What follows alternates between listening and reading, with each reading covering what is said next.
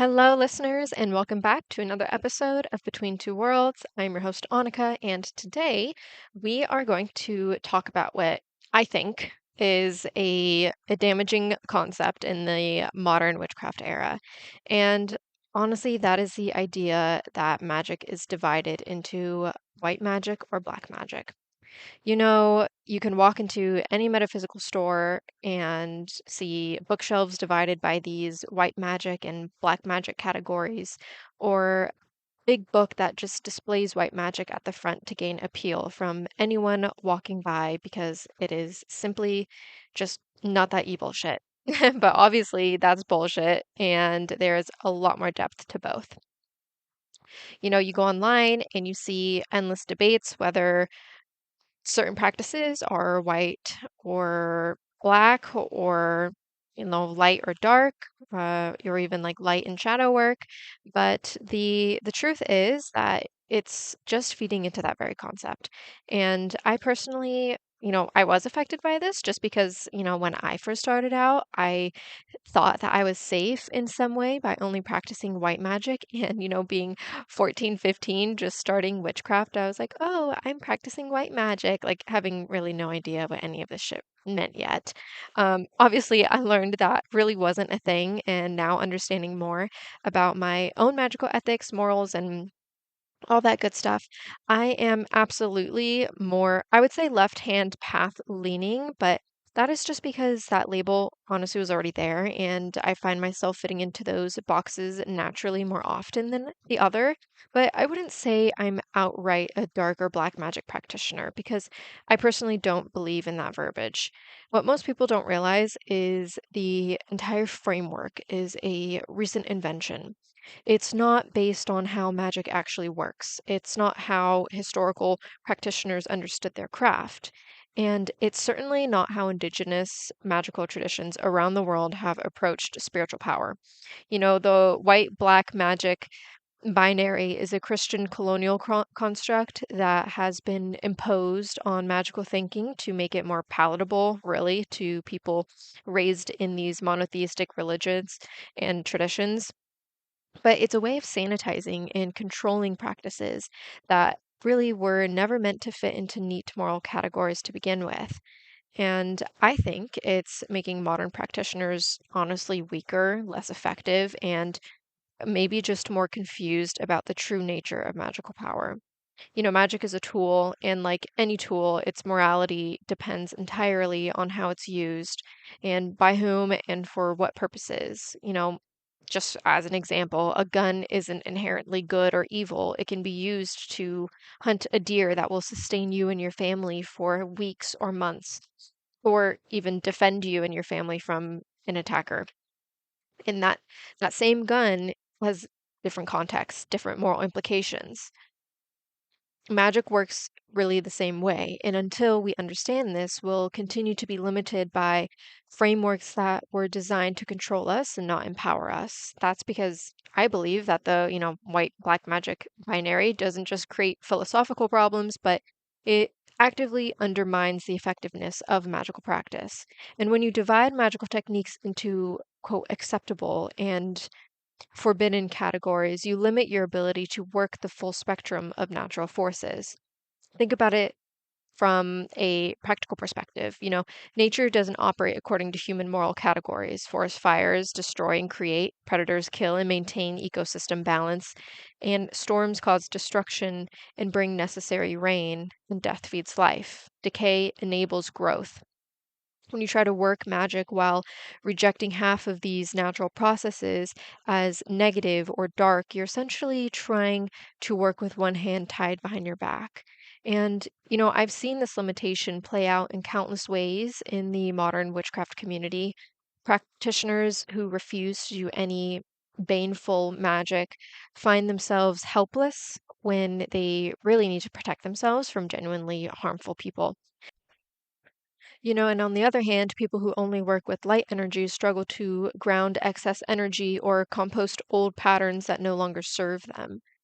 So let's play a little make believe for an example. Let's say we know a practitioner who was being stalked and harassed by an ex partner. And this person had tried every, quote, white magic approach they could think of, the protection spells, the cleansing rituals, sending love and light to transform their stalker's heart. But nothing works. And the harassment continued and escalated. If you were to suggest some more direct magical approaches, like binding spells to stop the harmful behavior, confusion work to even make the stalker lose interest, or even some mild consequence magic to create natural repercussions for their actions, this practitioner is horrified. That's black magic. And I don't want to put any negative energy into the world.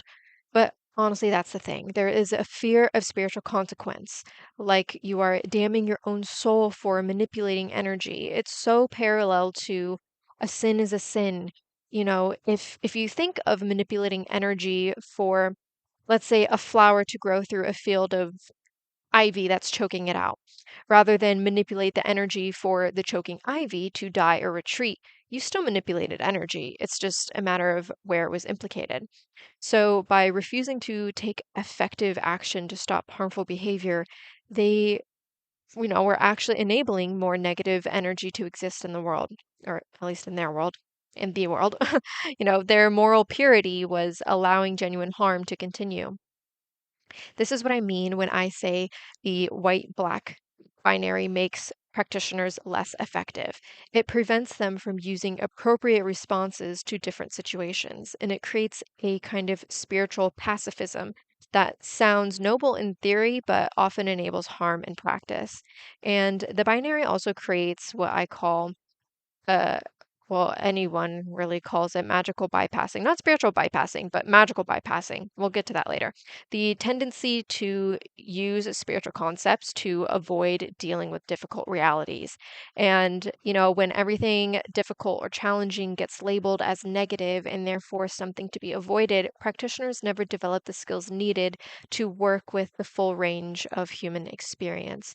So, if you refuse to do any magic related to anger, grief, or fear, because these emotions have been categorized as negative, at least to you, but these emotions contain incredible power and important information. Anger can fuel justice work, and grief can deepen compassion, and fear can provide essential warnings about danger. When you reject these emotions as dark or negative, you cut yourself off from sources of power and wisdom that are essential for effective magical practice. And really, that's what everybody wants, right? They want their magic to work. And the binary also creates shadow projections that actually increase the problems it claims to solve. When maybe a practitioner refuses to acknowledge their own capacity for harm, for manipulation, or for selfish behavior, that can in turn into shadow material that doesn't disappear. It gets projected onto others. And this is exactly why love and light communities often have some of, honestly, the most vicious internal politics and character assassinations you'll ever encounter. All that aggression and competitiveness that gets denied and suppressed comes out sideways in these passive aggressive behaviors like gossip and then spiritual bypassing. From, a purely practical perspective, the white black binary also limits your diagnostic abilities. And when you can only see problems in terms of negative energy, that needs to be cleared or transformed. You miss the complexity of most real world situations. Sometimes what looks like negative energy is actually a necessary boundary being enforced. Sometimes what feels like an attack is actually your own unprocessed emotions surfacing. And sometimes what seems like darkness is actually fertile void space where new growth is preparing to emerge. But if your only tool is white magic designed to increase positive energy, you'll apply the same approach to every situation regardless of what's actually needed. It's like trying to fix every mechanical problem with a screwdriver because you've decided hammers are too aggressive. Real magical effectiveness requires having access to the full toolbox. It requires being able to access each situation individually and choose to approach that will actually create the desired results, not the approach that makes you feel morally superior. And if the white-black magic binary were truly fundamental to how magic works, you'd expect to find it in magical traditions around the world. But when you study actual, folk magic traditions and practices from different cultures and different time periods, what you find really is quite different. Most traditional magical systems don't categorize techniques in inherently good or evil. Instead, they focus on appropriateness, effectiveness, and the specific circumstances that call for different approaches. Take European folk magic, for example. The same village wise woman who made healing remedies for sick children might also create curses for people who stole from their neighbors. The same cunning man who helped farmers find lost livestock might also, bind abusive husbands or send nightmares to corrupt officials. These practitioners didn't see these as contradictory activities. They understood that maintaining community health sometimes required both healing and harming, both protection and punishment. And the morality lay not in the technique itself, but in whether it was being used to serve justice and community well being. It's only in the modern era, particularly after the influence of Christianity and the commercialization of occultism, that this artificial binary has been imposed on magical thinking. And by rejecting the dark aspects of traditional magic, modern practitioners have, often thrown away some sort of or the most effective and necessary techniques. Traditional binding spells, for example, were essential tools for stopping harmful behavior and protecting communities from dangerous individuals. But in modern white magic practice, binding is often forbidden or seen as forbidden, taboo, because it interferes with free will. And traditional curse work serves important functions as supernatural law enforcement, like creating consequences for people who couldn't be stopped through ordinary means. But modern practitioners often reject these techniques really entirely, leaving themselves defenseless against sometimes genuinely harmful people or situations. And traditional necromancy and death magic help, communities process grief, communicate with the ancestors, and understand the cycles of life and death.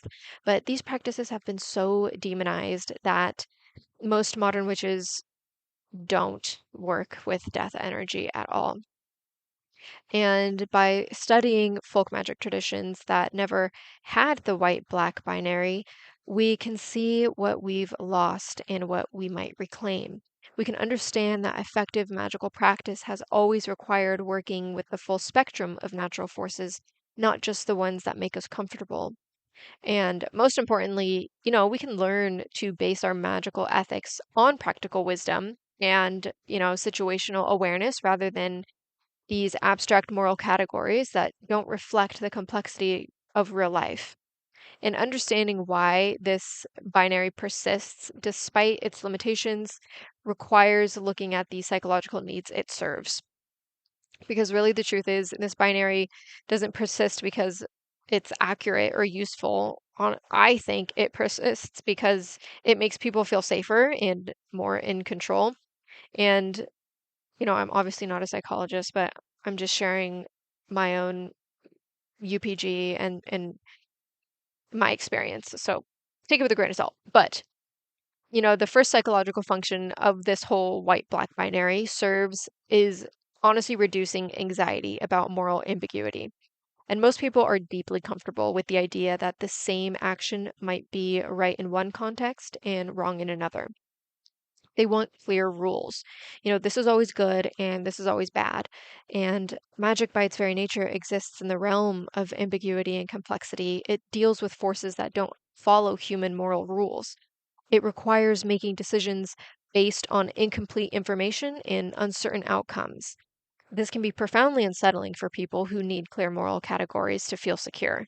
And the white-black binary provides a false sense of security by creating simple rules in a complex domain. If I stick to white magic, then I'm safe. And that's exactly what I would tell myself. And if I avoid black magic, then I'm good. I'm not going to hell. It's psychologically comforting, even if it's not practically useful. And this need for moral certainty is often rooted in this religious conditioning. People raised in monotheistic traditions are taught to think in terms of absolute good and absolute evil, God versus Satan, heaven versus hell, light versus dark. It's, the whole shebang. But when these people become interested in magic, they often unconsciously try to recreate the same moral framework in their new spiritual practice. And they can't psychologically handle the idea that spiritual power might just be morally neutral. So they impose familiar categories to make it feel safer. And magic's not safe. It just isn't. At least not how we think. And the second psychological function is identity protection. Many people who are drawn to witchcraft are recovering from religious trauma or rejecting mainstream religious traditions, and they want to practice magic, but they also want to maintain their sense of being good people. So this white magic, black magic allows them to do both. They can practice magic while assuring themselves and others that they're only doing the good kind of magic. They can be witches without having to confront the uncomfortable reality that traditional witchcraft includes practices that their religious upbringing taught them to fear. And this identity protection often manifests as this sort of spiritual perfectionism. The belief, that spiritual people should never have negative thoughts, that they should never feel anger or jealousy, never want to harm anyone, even in self defense. You know, it's this holy enlightenment where you're just lobotomized, apparently. And the white black binary supports this perfectionism by suggesting that it is possible to be purely positive in your magical practice. It gives this false idea and it allows people to maintain this illusion that they can engage with power without ever having to confront their own capacity for darkness. And that scares the shit out of most people. So there's also another psychological function, which is this like moral superiority signaling, I guess is kind of the best way to put it. In many modern spiritual communities, there's a significant social pressure to demonstrate how evolved and conscious you are. And rejecting black magic becomes a way of signaling your spiritual advancement. This creates a kind of spiritual hierarchy where people who only practice white magic are seen as more, again, enlightened because, or rather than those who work the full spectrum of magical techniques. It becomes a way of competing for status within spiritual communities. And, I've seen some bullshit online with this. Someone will ask about protection magic or justice work, and immediately several people can jump in and say things like, real witches don't need to curse anyone, or if you're thinking about hexing, you need to work on your shadow, you need to do shadow work. It I don't believe anyone should just hex anyone because they get pissed. And honestly, that's for a whole nother episode. But these responses aren't really about helping the person asking the question. They're about demonstrating the responder's own moral superiority and spiritual advancement. So then there is this sense of control and predictability, which magic is not predictable at all. Magic is inherently unpredictable. It involves working with forces that don't always behave the way that we expect, or in really funny ways, or at least the universe might think it's funny. And it requires accepting uncertainty and being, comfortable with outcomes that we can't fully control. The white-black binary creates an illusion of control by suggesting that if you follow the right moral rules, you'll get your good results. And it implies a kind of spiritual karma where good magic always leads to good outcomes and bad magic always leads to bad outcomes. And this is psychologically comforting because it suggests that the universe operates according to human moral principles. It makes people feel safer because it implies they can control their magical outcomes just by purely making correct moral choices. But of course, magic doesn't actually work that way. Results depend on skill, timing, circumstances, and countless other factors that have nothing to do with whether a technique is categorized as white or black magic. And then finally, we have spiritual bypassing. This is the tendency to use spiritual concepts to avoid dealing with difficult emotions in challenging situations. when everything negative or difficult gets labeled as dark and therefore something to be avoided, it becomes easy to justify not just taking actions in the situation that require difficult choices. Like, I can't do anything about my abusive boyfriend because that would be negative. I can't protect myself from harmful people because that would be dark magic. And this just allows people to feel spiritually superior while avoiding the messy reality of actually dealing with problems.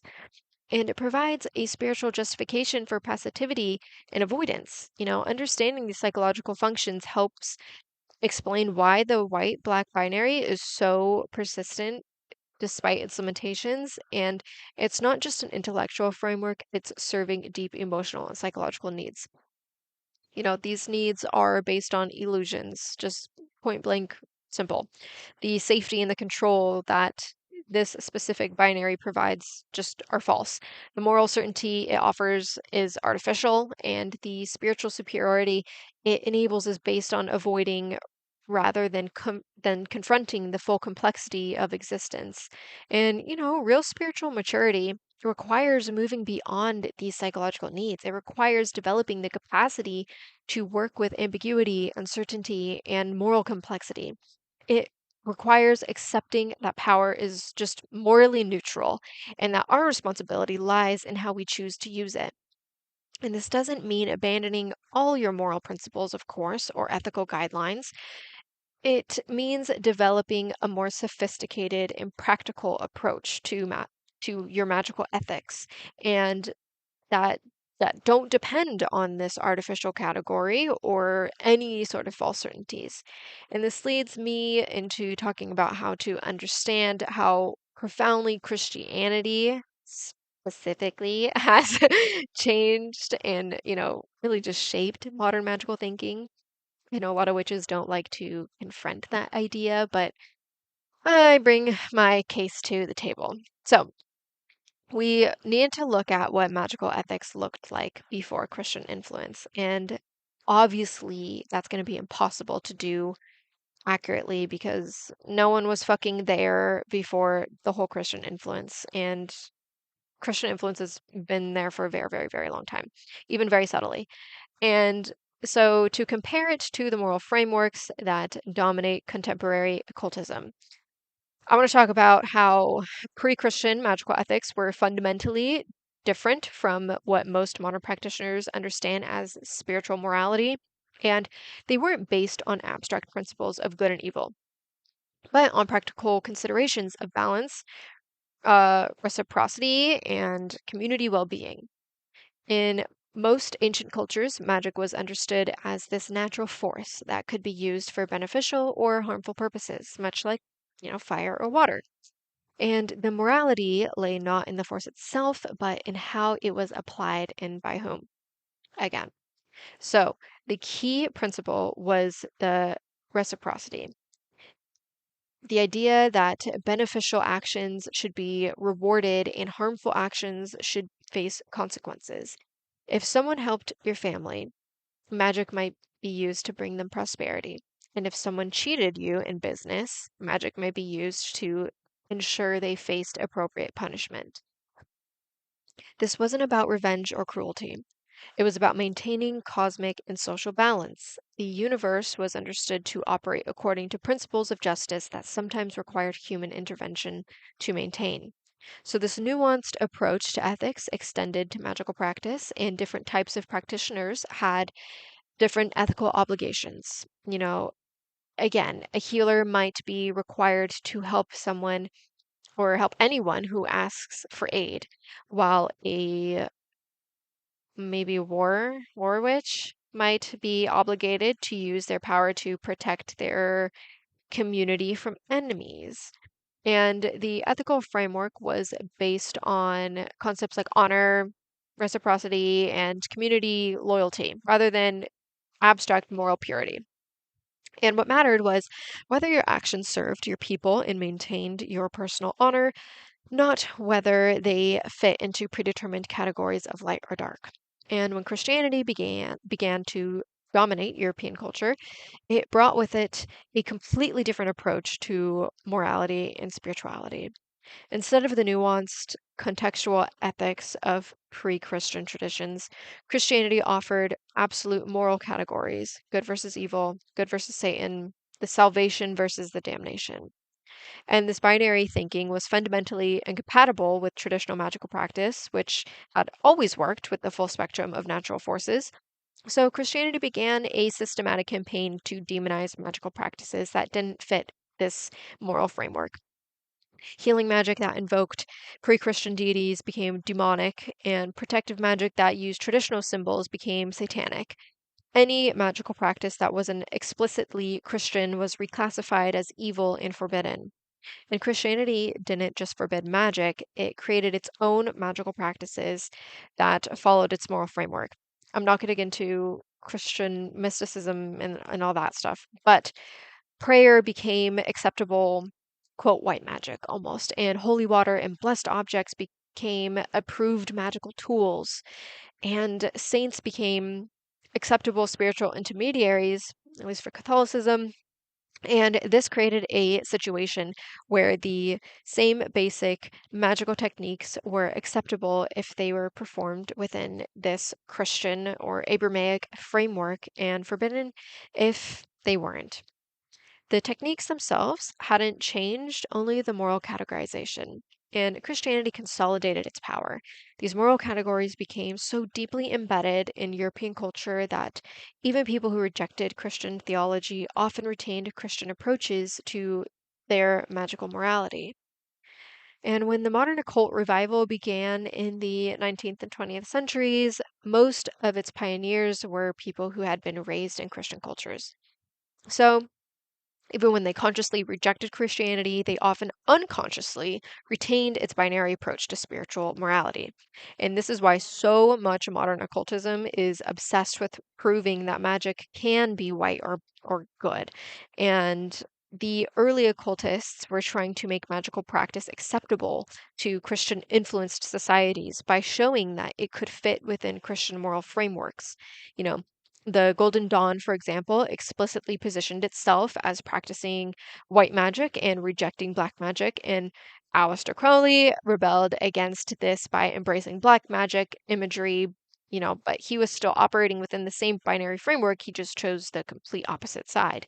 And I'm not hating on Wicca or anything, but modern Wicca represents perhaps the most complete Christianization of magical practice, which personally why I think it's so accepted now. The threefold law is essentially a magical version of Christian karma, promising that good actions will be rewarded and bad actions will be punished, and it harm none, do what you will. The Wiccan raid. It is a simplified moral rule that eliminates the contextual complexity of traditional magical ethics. And these Christianized approaches to magical morality have become so dominant in modern occultism that many practitioners assume they're traditional or ancient, but they're actually recent innovations designed to make magical compatible with Christian moral frameworks. And understanding this history I think is crucial for anyone who wants to develop an authentic magical practice when you realize that the white black binary is a Christian import rather than a fundamental aspect of magic. It becomes easier to let go of it and explore more traditional approaches to your magical ethics. So, finally, I want to mention how this whole white magic, black magic thing has been deliberately promoted and maintained because it's incredibly profitable for the modern occult industry. Yes, the problem also lies within us.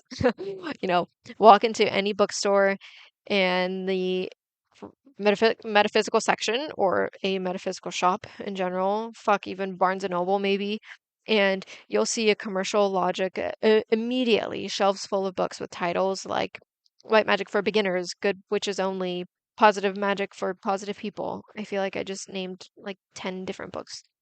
And, then usually in a separate section or sometimes literally hidden behind other books, you'll find the spooky dark magic titles. And this segregation is not accidental. It's just a marketing strategy that serves multiple commercial purposes. First, it dramatically expands the potential market for occult books and courses. Many people who might be interested in magic would be scared away if they thought it necessarily involved dark or evil practices. And by creating a sanitized white magic category, publishers can appeal to people who want spiritual power but don't want to challenge their existing moral frameworks. This is particularly important for reaching people from conservative religious backgrounds who might be curious about magic but would never touch anything that seemed demonic or satanic. And, this white magic provides a way for these people to dip their toes into occult practices while also maintaining their sense of moral purity. And this binary creates what marketers can call product differentiation. Instead of having one market for magic books, you now have separate markets for white magic books and black magic books. And this allows publishers to sell essentially the same information multiple times by packaging it differently for different audiences. And, that same energy manipulation technique might be sold as healing light work in a white magic book and shadow manipulation in a dark magic book. The same influence spell might be called attracting love in one context and commanding attention in another. This also creates, this artificial scarcity and a taboo appeal. By labeling certain information as dark or forbidden, publishers can charge premium prices for books that reveal these quote dangerous secrets, and people will honestly pay more money for information that they believe is rare, powerful, or difficult to obtain, even though it's probably $16.99 on Amazon. And, I've seen these quote black magic books that cost large, large, large amounts, two or three times as much as the comparable white magic books, even though they often literally contain less useful information. And the higher price isn't based on quality or value, it's based on the perceived danger and this exclusivity of the content. There's also the sense of moral upselling. Publishers can start customers with safe white magic books and then gradually introduce them to more advanced or dangerous practices in subsequent volumes. This creates a natural progression that encourages customers to buy multiple books from the same author or series. And, the online course industry has taken this even further.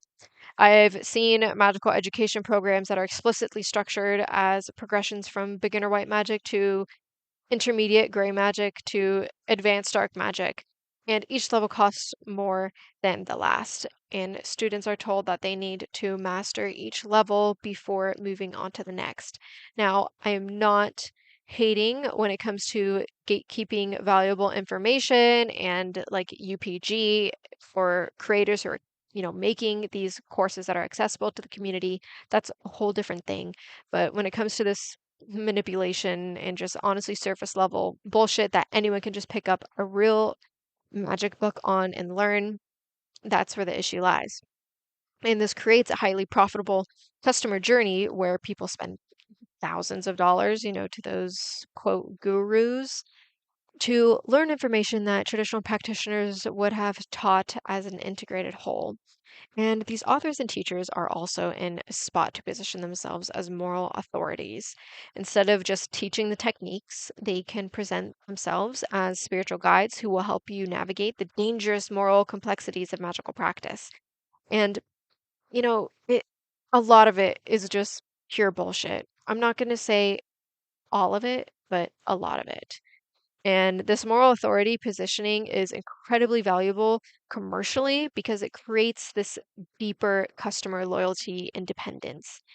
People don't just buy your books or courses for information, they buy them for the moral guidance and the approval you provide.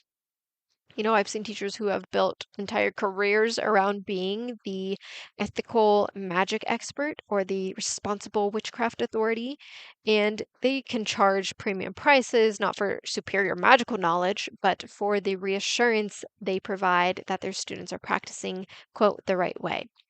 And this binary also enables fear-based marketing. So, this is like one of the most effective commercial strategies because authors and teachers can sell protection from dark magic or promise to keep students safe from negative energies. I don't see a whole lot of this bullshit because maybe my algorithm just knows me at this point, but I have seen it. And they can create markets for, cleansing products, protection services, and white magic alternatives to traditional practices. And I'm not talking about, sorcery for hire or anything, but perhaps most cynically, the binary allows the commercialization of spiritual bypassing. And instead of helping people to develop the emotional and psychological maturity needed for effective magical practice, the industry can profit from keeping them in a state of spiritual immaturity. And customers who have never developed real magical skills remain dependent on external products and services. And they keep buying books looking for the secret that will make magic work without requiring personal growth or difficult choices. And they purchase course after course, hoping to find the pure magical system that will give them power without challenging their comfort zones. This is spiritual consumerism at its finest. The endless accumulation of magical knowledge, tools, and credentials without ever developing real practical ability and spiritual maturity. The tragedy really is that this commercial exploitation of this white magic, black magic actively harms people's magical development. And it keeps them focused on external products and authorities instead of developing their own inner guidance and practical skills. Also perpetuates exactly the kind of religious thinking that many people turned to magic to escape. Instead of finding spiritual freedom and personal empowerment, they end up trapped in new systems of moral rules and external authority. So, understanding the commercial motivations behind the white black binary is crucial for anyone who wants to develop authentic magical practice.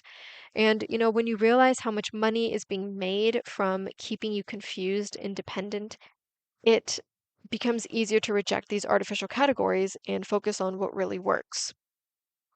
The most effective magical education I've encountered has always come from sources that don't have, the quote evil commercial motivations.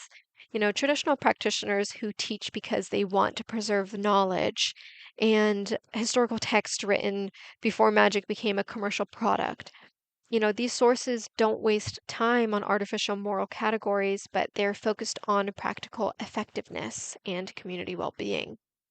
So, as we reach the conclusion of this exploration, I want to address the most important question. How do you actually move beyond the white magic, black magic binary and develop your own authentic approach to magical ethics? Well, this isn't just an intellectual exercise. For most people, the binary isn't just a theoretical framework, it's deeply embedded in their emotional and their psychological relationship with power, morality, and spirituality. Moving beyond it requires more than just understanding its limitations. It requires actively deprogramming years or decades of religious and cultural conditioning. The first step is recognizing how deeply this conditioning runs. Even people who consciously reject organized religion often carry its moral frameworks in their unconscious assumptions about right and wrong. And the tendency to categorize things as good or evil based on how they make us feel is so automatic that most people really don't even realize they're doing it.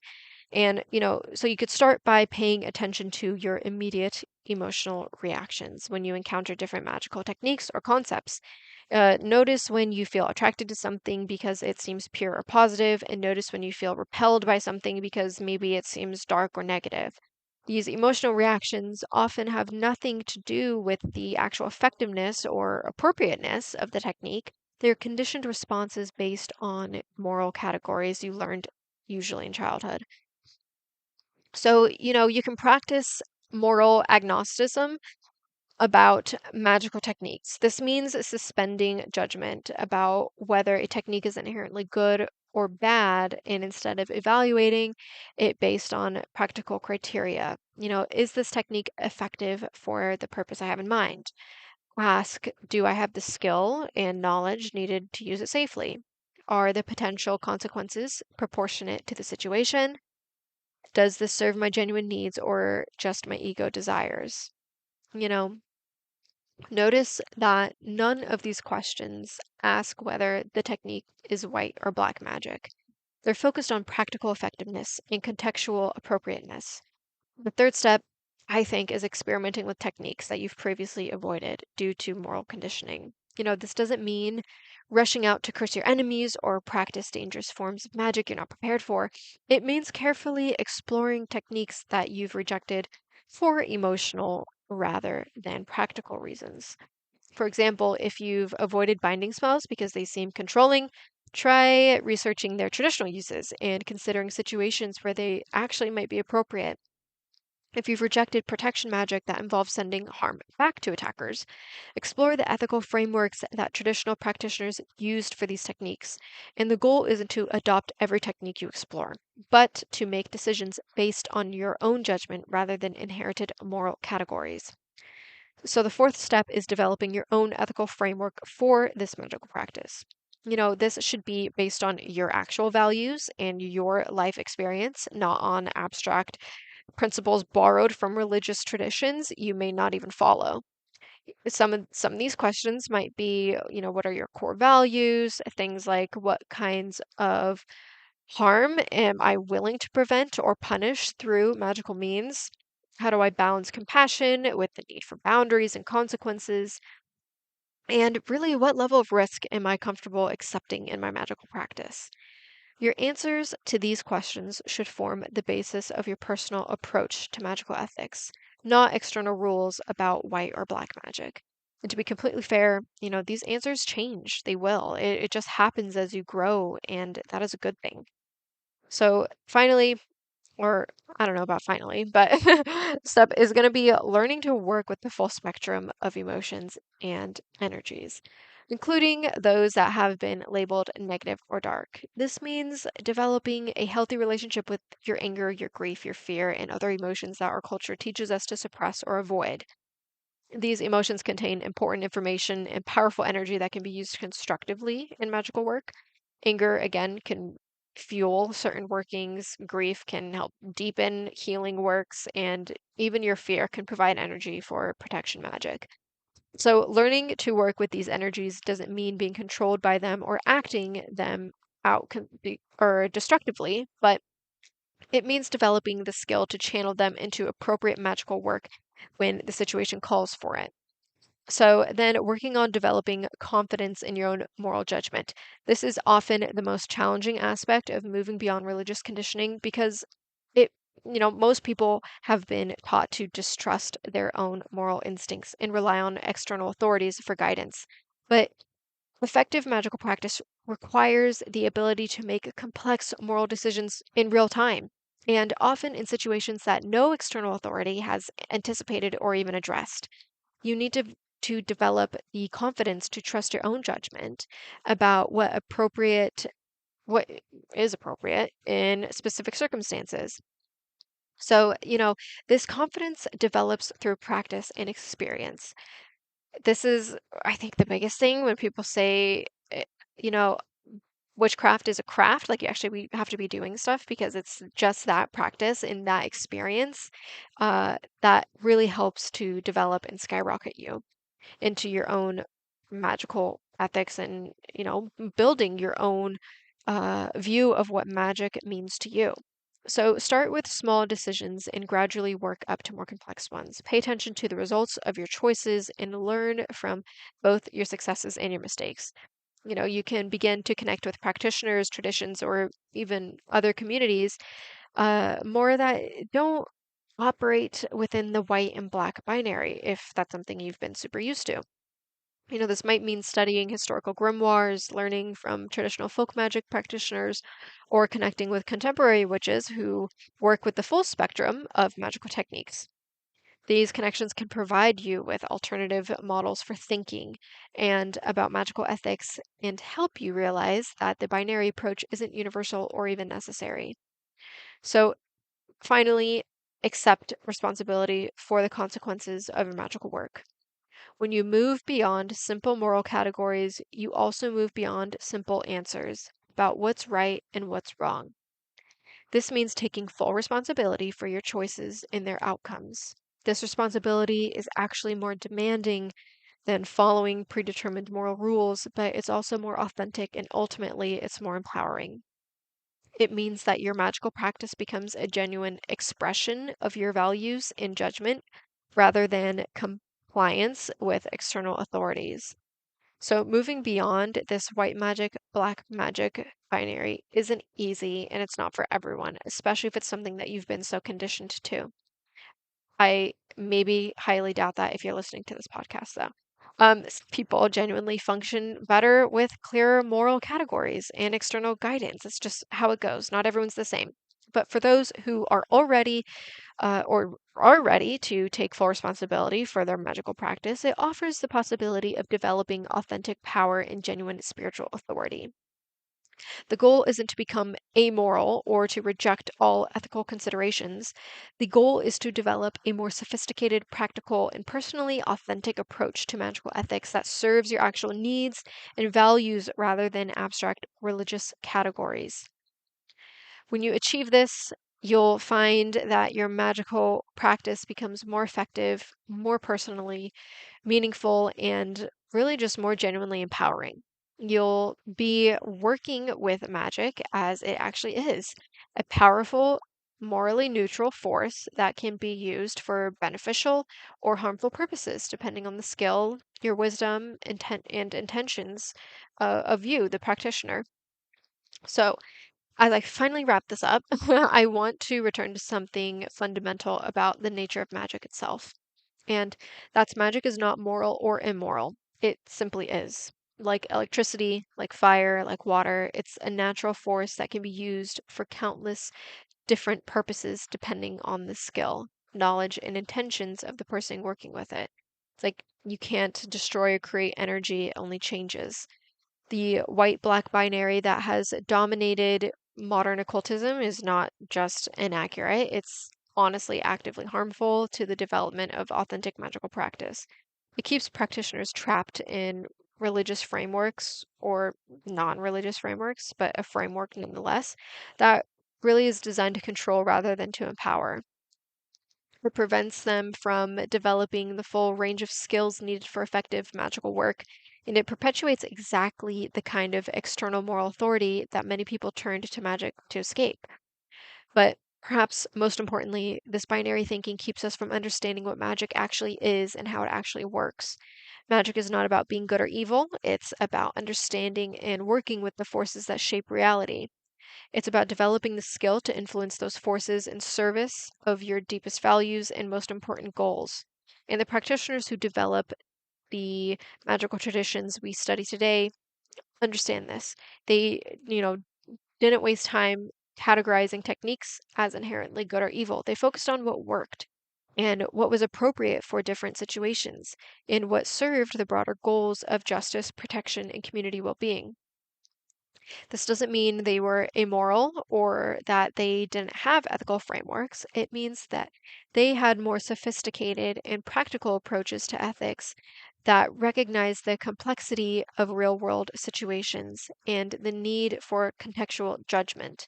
So, as modern practitioners, we have the opportunity to reclaim this wisdom. We can move beyond the artificial categories that have been imposed on magical thinking and develop our own authentic relationships with this power and responsibility. This requires courage, of course, because it means taking full responsibility for your choices and their consequences. And it requires wisdom because it means developing the judgment needed to make complex moral decisions without simple rules to follow. Sorry, you can't be a little brain dead sheep. You have to think on your own here. And it requires integrity because it means being honest about our motivations and limitations. But for those willing to do the work, the rewards are extraordinary. You develop a magical practice that really truly is your own and based on your actual values and experiences rather than borrowed moral categories, you gain access to full spectrum of magical techniques and approaches, allowing you to respond appropriately to whatever challenges life presents to you. And you join the lineage of practitioners throughout history who have understood that real power comes from wisdom, not from moral purity. And the world needs practitioners who understand what magic actually is, not well, what magic actually is. Okay, that's a huge nuanced question. Anyone can answer that. But not as, sanitized versions designed to make people comfortable, We face challenges today that require the full spectrum of magical approaches, healing and harming. I'm sorry, but sometimes a bitch has just got to get hexed, and sometimes they don't. Creation and destruction, compassion and fierce protection. Question everything you've been taught about good and evil magic. Explore the techniques and approaches that you've been told to avoid. Develop your own ethical framework based on your actual values and your experience. And most importantly, claim your own authority as a magical practitioner. You know, the spirits don't care whether your magic is white or black. They care whether you're skilled, respectful, and genuine in your work with them. The forces of nature don't judge your moral purity. They respond to your knowledge, your will, and your ability to work in harmony with their patterns. And magic is a spectrum, right? It's not a binary.